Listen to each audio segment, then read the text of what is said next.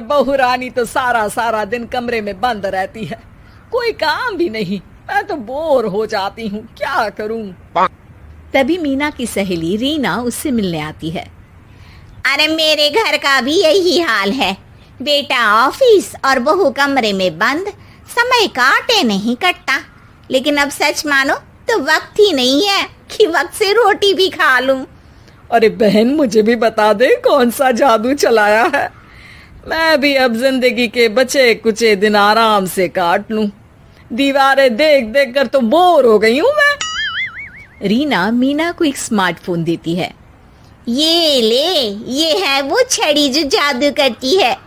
इसमें मैंने तेरा फेसबुक अकाउंट भी बनाया है, एंजल प्रिया के नाम से। बस अब यहाँ दोस्त बना और सबसे बातें कर। सास को पहले तो उतना समझ नहीं आता है, लेकिन धीरे धीरे वो उसकी आदत डाल लेती है। माँ जी जल्दी से खाना खा लीजिए, मुझे थोड़ा काम है। अरे तू जा, मैं खा लूंगी, अभी वक्त नहीं है। और सासू माँ मोबाइल में मुंह गड़ाए जवाब दे देती है। बहू समझ ही नहीं पाती और वहां से कमरे में चली जाती है।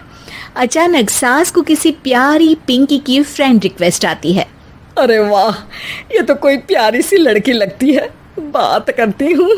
सास फ्रेंड रिक्वेस्ट अपनाकर बात करने लगती है। अब क्या था, सास सारा दिन उस सहेली से बात करती, अपनी कहती उसकी सुनती। एक दिन सास फोन पर ही सरगड़ाए, अरे बहू जरा मंदिर के लिए थाली सजा दे, आज कीर्तन है। बहू फोन पर किसी को मैसेज टाइप करते कहती है, माँ जी क्या है, अब मुझे क्या पता कि आपको कौन कौन से भगवान की पूजा करनी होती है। तभी सास के पास कोई मैसेज आता है। अच्छा अच्छा ठीक है, रहने दे, मैं ही कर लूंगी। अब मैंने मना थोड़ी ना किया है, कर देती हूँ मैं। अब मैंने भी बोला ना कि थोड़ी देर में बात करती हूँ, तो मैं ही कर लेती हूँ, तू जा अपने कमरे में। बहू वहां से चली जाती है। सास मंदिर पहुंचती है और मंदिर की सीढ़ियों पर बैठकर सास फोन पर लिखती है, अरे मेरी बहू सारा दिन अपने कमरे में बैठी रहती है। वहां से रिप्लाई आता है, मैं आपकी बहू को तो जानती नहीं हूँ, लेकिन हाँ एक बात है, हो सकता है आपने उसे ताने दिए होंगे या फिर उसका दिल दुखाया होगा। ऐसा करने पर बहुओं का मन ससुराल से हट जाता है। याद रखिए, बहू और बेटी में फर्क होता है। सास घर जाती है और बहू से बड़े ही प्यार से बात करती है, उसके लिए खाना बनाती है, उसे गिफ्ट में साड़ी भी देती है। जिसके बाद अगले दिन, माँ जी चलिए, आज मैं भी आपके साथ मंदिर चलती हूँ, आते वक्त भोले भैया के गोलगप्पे खाकर आएंगे। अरे हाँ बहू, ये तो अच्छा है, चलो।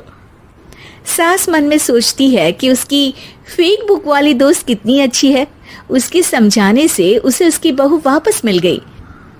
वो बहू को अपनी दोस्त के बारे में बताने का सोचती है, लेकिन फिर चुप हो जाती है।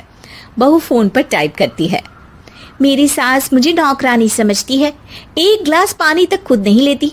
मन तो करता है कि बोल दूं, मैं बहू हूँ, कोई नौकरानी नहीं। वहां से रिप्लाई आता है, देखो तुम्हारी सास को तो मैं भी नहीं जानती, लेकिन वो बुजुर्ग होंगी, पूरा जीवन उन्होंने घर गृहस्थी चूल्हा चौका में निकाल दिया। और फिर तुम ये भी मत भूलो कि जिस पति पर तुमको इतना गर्व है, उसे भी शिक्षा उन्होंने ही दी है। तो जिसने तुम्हें इतना दिया, क्या तुम उनकी थोड़ी सी सेवा नहीं कर सकती? बहू भी अगले दिन से सास का सारा काम करती, उनके पैर दबाती, उनका ख्याल रखती, उनके साथ घूमने जाती। एक दिन सास, बहू ये लो मेरा हीरे का हार, पहले तो सोचा था कि अपनी बेटी को दूंगी, लेकिन आज जब मेरे हाथ पैर में दर्द था तो तुम मेरा साथ दे रही थी। समय पर खाना पानी देकर तुमने ही मेरा बुढ़ापे में साथ दिया। उसके हिस्से का बहुत कुछ मैं उसे दे चुकी हूँ, लेकिन ये अब तेरा। बहू तो ये देखकर खुशी से उछल ही जाती है।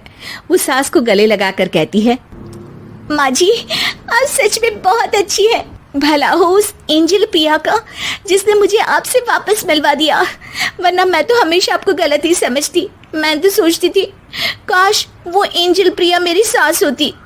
क्या नाम लिया बहू? एंजल प्रिया तेरी फेसबुक फ्रेंड है? हाँ माँ जी, वो बहुत अच्छी है। उन्होंने ही मुझे बताया कि सास की कीमत क्या होती है। अरे बहू, कहीं तू प्यारी पिंकी तो नहीं? जी माँ जी, मैं ही हूँ प्यारी पिंकी। क्यों? सास बहू को गले लगाकर कहती है। मैं भी यही सोचती थी कि काश प्यारी पिंकी मेरी बहू होती। शुक्रिया बहू। सासू माँ, शुक्रिया तो हम दोनों को फेसबुक और सोशल मीडिया का करना चाहिए, जिसने हम दोनों को एक दूसरे से दिल से मिला दिया। अब तक दोनों को समझ आ गया था कि जो खुशी वो बाहर ढूंढ रहे थे, सच में तो वो उनके घर में ही थी।